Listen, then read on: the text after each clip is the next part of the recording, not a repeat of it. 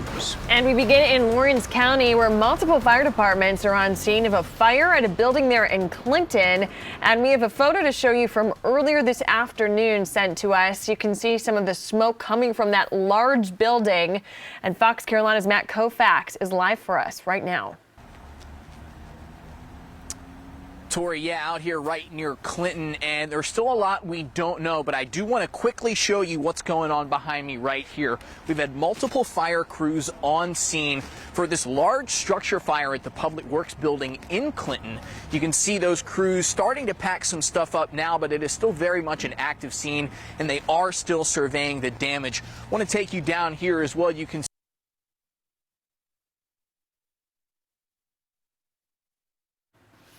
And we're having some technical difficulties with Matt's live shot there, but again, we'll try to get back to him at some point. We'll have an update tonight on the 10 o'clock news and, of course, inside our free Fox Carolina News app. Let's get to a developing story right now, though, out of Greenwood. Police say a veteran at an assisted living facility is recovering after a fire there. Now, this sent a lot of chaos there in Greenwood last night at the Morningside Assisted Living Facility on Enterprise Court, because at first they thought there were shots being fired from inside, but turns out it was from ammunition that was put in a toaster oven, which then started a fire. Now, there in the room, they found a woman unconscious. She was rushed to the hospital for smoke inhalation. We're told the fire, fortunately, was contained to that one room in the facility. There was no gun on the property, and the ammo and the toaster were the only things found there. The facility told us during a recent sweep they did not find that ammunition, but they are investigating how it happened. In Union County, we are waiting to learn if charges will be filed after school officials found a gun inside of a car in a student parking lot at Union County High. Now, the school district says law enforcement is investigating, and as we learn more about this, we'll bring you those updates both on air and online. Well, in today's Most Wanted, the Buncombe County Sheriff's Office looking for 3 people who are accused of using a stolen check. These are pictures taken from the surveillance video. Now, the Sheriff's Office says they may be in West Asheville or the Candler area. If you recognize any one of this trio, you should call the Buncombe County Sheriff's Office. Excuse me, some new information now. The first witness in the trial of Ghislaine Maxwell took the stand today. A judge swore in 12 of those jurors and 6 alternates today before those federal prosecutors gave their opening statement. Federal prosecutors allege Maxwell was Epstein's accomplice in a sex trafficking conspiracy involving underage girls. The 59-year-old socialite denies any role in Epstein's crimes. Maxwell was arrested last July at a property in New Hampshire and is being held at a Brooklyn federal jail. Sex trafficking trial expected to last about 6 weeks, but Maxwell could face another court date next year on charges of perjury. Meanwhile, jurors are now selected in the actor Jussie Smollett's trial over in Chicago. Now, Smollett is facing 6 counts of disorderly conduct for allegedly making those false reports to Chicago PD. That's where he said he was the victim of a hate crime back in January of 2019. Now, at the time, he was the star of the very popular series here on Fox, Empire. He told the PD there that he had been assaulted by men using racial and homophobic slurs. Now, through their investigation, they determined that he actually orchestrated this whole thing as a publicity stunt. Now, he has denied that. He's pleaded not guilty to all charges. This trial expected to last through the end of the week. Well, it was a cold start to the day. Really didn't warm up a whole lot out there. The sun, only thing helping, but with the wind, probably not much relief if you're working out in that today. Absolutely. Cold day. In the sun, it was great with no wind, but then you get in the shade with the whole different breeze. Story. Ooh, right. And it's getting cold right now. We're looking at a hard freeze tonight. Dropping quick. Yeah, we talk about the 3 Ps, the pets, plants, and pipes. You're going to have to protect all of them as we go through time. And look at this, already getting close to the 30s in some upstate locations. Looks like we're down to 41 in Greenwood. That's usually a cold spot, as is Lawrence. You're at 44. 43 in Anderson. Still hanging on to 48 in downtown Greenville. And pretty cold into the mountains. 37 in Asheville. Hendersonville 35. And Waynesville just above freezing right now at 33. Skies are mainly clear. Just seeing some wispy clouds at the present time. Looks like I-85 northbound is backed up a little bit. Fox Radar 3D showing nothing going on.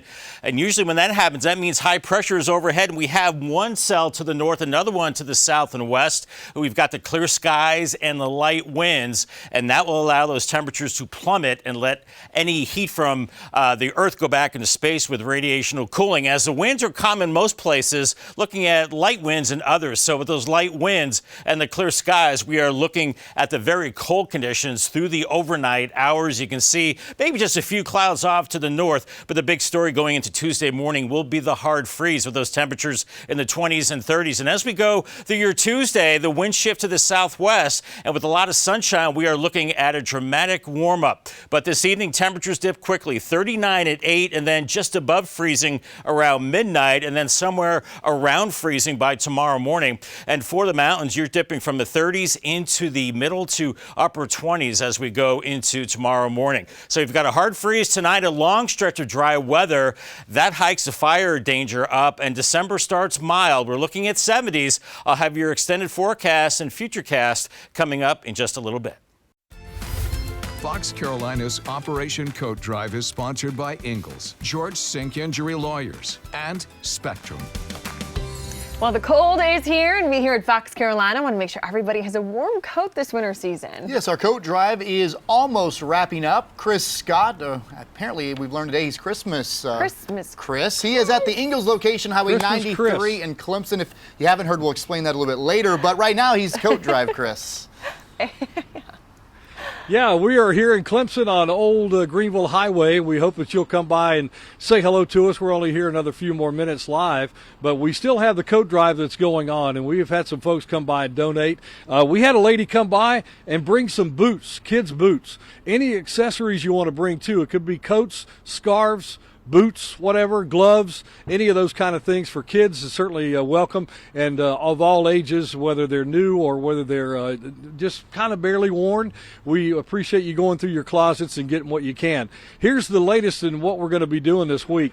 This will be the last time we'll be doing a live remote until Friday, but you have until Thursday to come to Ingalls, any Ingalls location, and donate coats. So the boxes will still be here. We won't be here live, but they'll be here, so plenty of opportunity for you to come by and bring coats, and there are going to be a lot of folks. I'll tell you, the temperature is dropping out there tonight. Just think about those folks, or kids, or any other older people, anybody who doesn't have a coat for the winter. You need to kind of help out and help donate, and we appreciate everybody who has come by. Shout out to the Wrestling Hall of Fame, Chief Jay Bear. He is famous in the world and in Central South Carolina, and he's pulling for his Daniel Lions in the playoffs this week. Chief, thanks for coming by. Appreciate you being a fan and watching us. And bring your coats by again. We have until Thursday. On Friday, we're going to be doing a finale out at our station. So we'll be able to collect coats all day from 6 to 6:30. We've had a great time here in Clemson. Thank you for those who have donated, and thank you to everybody who has been a part of this Operation Coat Drive.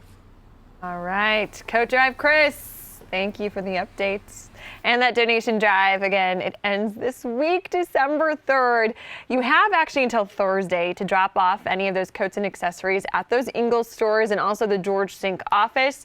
And then on Friday, our final day, we will be collecting all those donations one final day right here at Fox Carolina, just as Chris mentioned, from 6 to 6:30. We'll be out and about all afternoon outside our station, so make sure you stop by, donate, and say hello to our team.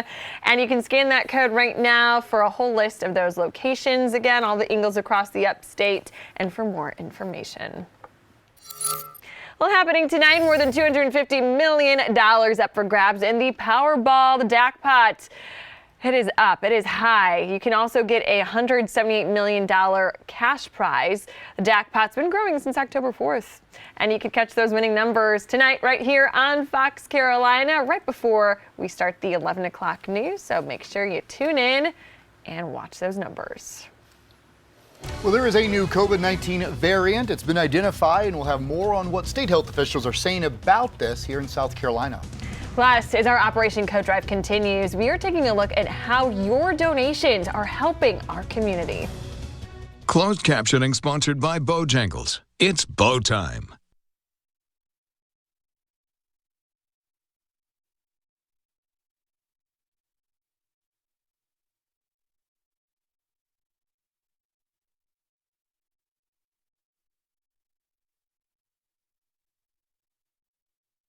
Like said a screenshot where I just Googled Christmas tree storage, and like 5 articles popped up a day ago. Yeah.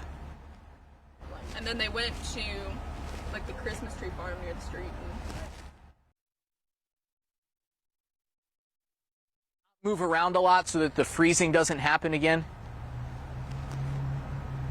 All right. All right. Not a lot of movement.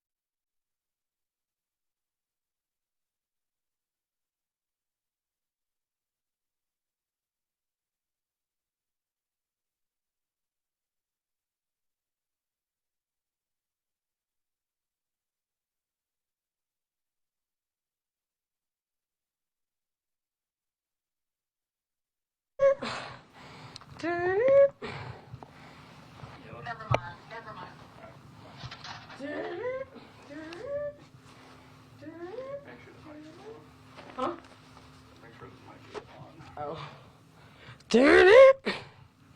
Peace up, A-Town down.